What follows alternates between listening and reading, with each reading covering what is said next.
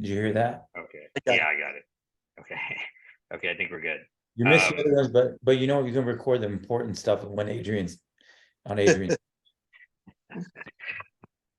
Um, so now you're as far as the teams go, are there going to be you said there's going to be teams representing each region. Now, will there be games played in each region too? Like, games in Dubai, in Yeah, the we're Middle East, starting games with in India. we're starting with like a bubble format. So if you Okay. remember from like the COVID days or um, the USFL is a great example. Right. Like if you look at what they did when they launched, they played all their games in Birmingham, Alabama. Their second year USFL is going to be in Detroit. So we're playing all of our initial season and our showcase in the UAE. So Dubai, potentially Abu Dhabi. Abu Dhabi is about an hour and a half south of Dubai. And basically what that enables us to do is obviously be efficient on costs from a cost standpoint because you don't have all the travel costs. It's also more efficient logistically when you think about bringing all the players there, et cetera. But more importantly to us, it enables us to saturate the fan base, particularly when you're thinking about a new sport, because we can really get like a whole city behind what we're doing before we move to a different city.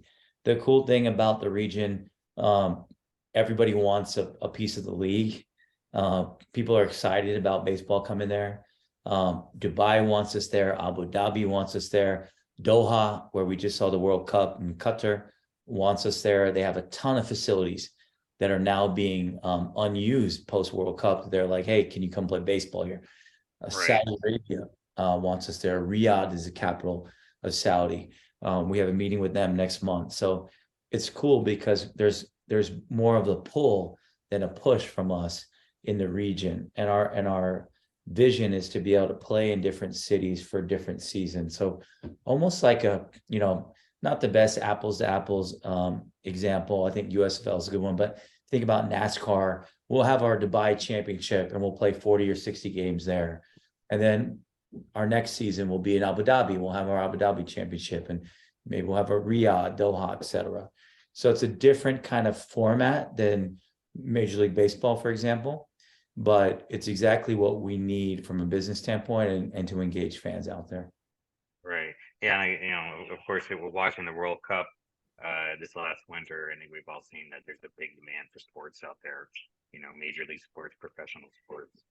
So yeah, and there's passion for it, and there's money behind it, and there's support from the government all the way up. And we've met with everyone from the royal families to the heads of law enforcement to the heads of the sports councils, et cetera. And we have agreements in place with them to make this happen. So it's pretty exciting for us. Our team has enabled that. We have a really, really strong team with Baseball United, and obviously with guys like Adrian on board, it adds credibility and also excitement to what we're doing. Just real quick here, how did Baseball United come to be formed? How did the idea come about? You know what? It's a great question. We have so many. Our whole team is made up of passionate baseball fans. I've been in and around the game the last 22 years. Built a sports marketing agency, was an MLB agent. Worked for Procter & Gamble on the sports marketing side, worked for GoPro on the sports marketing side out in California. Our executive vice president, John Medrick, started an academy in the Dominican Republic for baseball, had relationships in the Middle East. Barry Larkin was a client of mine. We had a great group of guys that are passionate about baseball. And for years, we've been talking about how we can grow the game. And we all had different experiences in the Middle East. I worked out there when I was with Procter & Gamble. John worked out there when he was part of the NYPD law enforcement. Barry Larkin spent some time internationally coaching in India, coaching in Brazil. So we were all talking about how we can grow the game. And when we saw the opportunities in the Middle East, from an infrastructure standpoint, from a revenue standpoint, from a demographic. We all kind of believed that this was a growth opportunity for the game, and a white space opportunity from a business standpoint.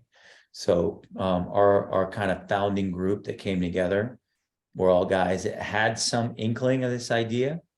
And then when we came together and started kind of brainstorming and putting stuff on the whiteboard and really talking it into existence and building out the brand, every person inputted in a very powerful way. We've got guys that have histories in cricket that helped us understand the market, and obviously our Major League Baseball legends that have been a part of it and Hall of Famers that are part of it, they've helped to inform what we become, and a lot of guys, we talk to, Adrian's kind of an old school baseball aficionado, and Barry Larkin the same way. Barry's like, when I talk to Barry, he's like, look, I want to get back to the days when the guy's running around third and he barrels into the catcher and knocks the shit out of him and knocks the ball loose, or, I got the good old days.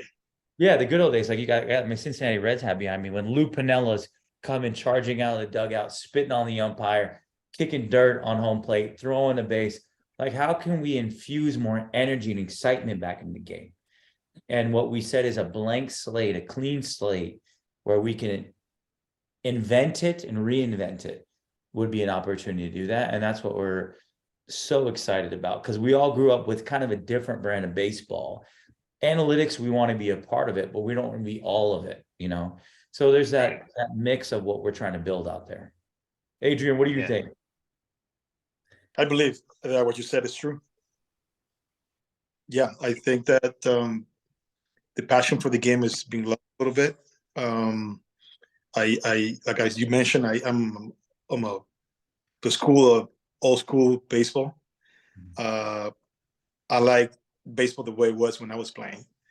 There's a lot of different rules that trying to implement, which I understand part of it, why they're doing it, but it's just hard for a baseball player when you play so long that you have to change your mind to something different than for the next day. Due to say 5-10 minutes for the game. So I'm not a big fan. I understand why they're doing it, but not a big fan of it. Yeah, I mean, as a kid myself, obviously being a big Dodger fan, I remember, Chili Davis barreling into Mike Scioscia. Exactly. Those moments, and those are exciting moments of the game. I think, obviously you don't want anybody getting hurt, right. But, I mean, guys, there's going to be a little bit of physicalness to the game. It's there's got to be. And I think that, that makes the game a little more exciting in my opinion too. Of course, times have changed a little bit, but. Yeah. And that's the beauty of the opportunity we have. And that's why we're so blessed and grateful, because, we talk about a lot. We can honor the game and we can change it, and we can go back a little bit, to the good old days, to the Scioscia Chili Davis days, which will be cool. I wanted to get a couple of questions here to Adrian. Yep. So Adrian, I gotta ask this. What was your favorite memory as a Dodger? Wow, we'll have many. Obviously, the first one that's gonna pop off is my first at bat in the Dodger Stadium. My first chance to come to the big league and face a MLB pitcher as a way up there. Other than that, I have plenty of that year, 2004, when we got together and then made it to the playoffs. We had a great team, even though we got knocked out by St. Louis. That was a great memory that year. I have plenty of memories, great teammates that I would never forget. Really awesome. Who would you say was the most influential teammate or coach throughout your career?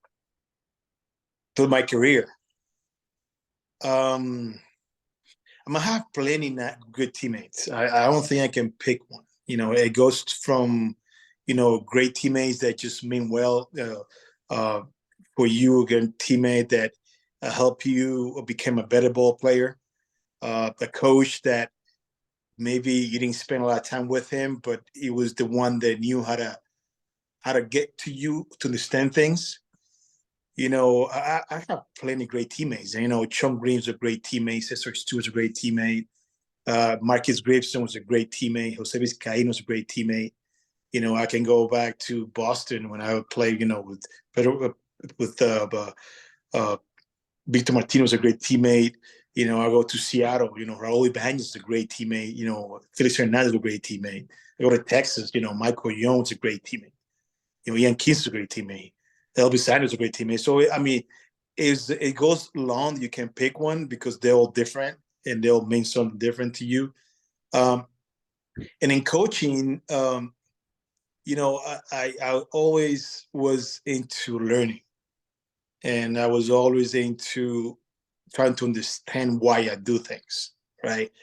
Coach can tell you, you need to do this, but like I need to understand why so I can actually apply, And those coaches were the one that I got to kind of learn quicker from them and be able to understand why am I doing what you tell me to do. And one of the coaches to offensively, one of the coaches is funny because the only hitting coach that I had for 1 year. It was Tim Wallet. Tim had it for a year and a half, but he was the coach that kind of knew how to talk to me about hitting, and kind of explain to me what my process should be, thinking about what I need to do. Going to home plate, my approach, and that was where like it clicked.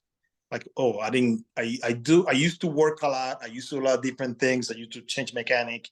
I used to listen to my coach, but like when he put it in the way he put it, it was when I got it, what I needed to do to be able to work on things and get better and maintain it and be more consistent. So it's a question that I can talk to you for hours, but I'll leave it there. Very, very, very cool. Yeah. I wanted to throw it back to Kash for a minute, and I wanted to ask you, where do you see Baseball United? Where do you see the league in 5 years? Our goal is to be the second best professional baseball league in the world. And in the process, grow the game and grow the love of the game at the grassroots level. Our mission at Baseball United is to inspire 2 billion new fans to fall in love with the game of baseball. And for us, we know that to love the game, they got to learn the game. So education is a big part of who we are and what we're doing. I spoke with one of the best coaches in India who connected us with 2 of the best pitchers in India. They throw 90 miles per hour, never pitched on a mound before because there's no fields out there. He learned how to coach by watching YouTube videos. He didn't have access to Mariano Rivera or Adrian Beltre or Barry Larkin, people that are part of our team, or John Miedrich, our head of baseball operations. Like, if we can help kids in those parts of the world get access to expert level teaching and coaching, and the Tim Wallachs of the world that Adrian was referencing, we really believe that we can create some opportunities for some great players and help them fall in love with the game in a lot of ways. So for us, the professional league, the quality of it, the business we're building is really important, but the grassroots piece is just as important. And I think the third thing is the ecosystem that we're building. There's no media platforms out there covering baseball, like everything that you've been doing, covering the Dodgers for how long as you have. There's no one doing that out there for baseball. If you want to cover the Dubai team, we should talk, right? Because you would be like the numero uno out there covering it. There's no the statisticians, the umpires, the trainers, the broader executive staff. We're building a whole ecosystem of opportunity that doesn't exist. And that's something that we're really excited about, because that part of the world, a lot of it has been underserved. And to give those people opportunities is pretty exciting for us. Yeah, and innovating and bringing the game out to everybody out there that some people maybe have not really ever seen it before, is a huge thing, right? Of course, cricket's very big out there. They've all seen cricket, but a lot of them probably maybe never seen a baseball game in person before. Yeah, Um, exactly. so, and, expanding the reach of the game, worldwide. I mean, that's what it's really been about, especially over the last few years, because, we all love baseball. We all want to watch it, right? Right. We all want to consume it. So, having it available and, in other places where it wouldn't normally be, I think is really, really great. Yeah, it's funny, I was just in Dubai last week and I went to a cricket match in the same stadium that we're going to be playing in Dubai National Stadium. And I don't want to make anyone mad out there, but as somebody now that's been to a bunch of cricket matches and that like obviously grew up loving baseball, I'm so excited to bring baseball out there. It's so much cooler, it's so much more fun. There's so many more elements to it. There's so many nuances to it. And when I see those cricket matches, I'm like, man, I can't wait to introduce baseball to this part of the world. Because if you love this bat and ball sport, when you get immersed in it, or you're like someone like Adrian who grew up loving the game, knowing the game, honoring the game, it's going to be exciting. And I really think we have an opportunity to grow a huge fan base for the game of baseball out there. Yeah, definitely. It's like I've never seen a cricket game. I think it would be really great to see one day. It's that same type of excitement, right? Just a couple more questions here for you guys, and I'll let you go. Have you guys decided on team names yet? We're not announcing them just yet. Okay. We'll be announcing them soon. It's one of the things I'm most excited. I know Adrian's excited to announce, but in the spring here, as we come up, we'll be announcing the team soon. Is the showcase? Is the showcase going to be televised? It will be. We'll have broadcast partners across the region, and we'll also be streaming it for our fans back home. We're going to be announcing our broadcast partners as well, but yeah, it's going to be televised. And the cool thing about that part of the world, without giving up the team names and the cities, you've got some of the biggest cities in the world in the Middle East and South Asia. You have some of the fastest growing economies in the world. You got some of the most diverse cities in the world. So it's really, really exciting for us. And, I was just on a call yesterday talking to somebody who's a potential buyer of one of our franchises, because we are about to start selling franchises. And, they were over the moon excited about the potential, about the demographics that we can reach, out there. So when we announce the cities and the team names, it's gonna be fun. We'll send you some gear. Yeah, please do. Yeah. No, I'm looking forward to watching some of the games, even if they're on at like 2 or 3 in the morning over here or something. Right. Right. But well, I think that's about it for me here. I really want to thank you guys for your time. Thank you guys for answering my questions and everything. So I appreciate Well, likewise, thank you. So great to connect with you. We want to stay in touch with you as we go and we grow. We'll definitely shoot you some info as we launch our teams and as we start kind of bringing some more of the elements of the league to life. So thank you. Yeah, no problem. Yeah, absolutely. Yeah. Thanks again, guys. Have a great night. I appreciate it. Kash, Adrian. Thank you. Thank you. Bye-bye. Take care, guys. Bye.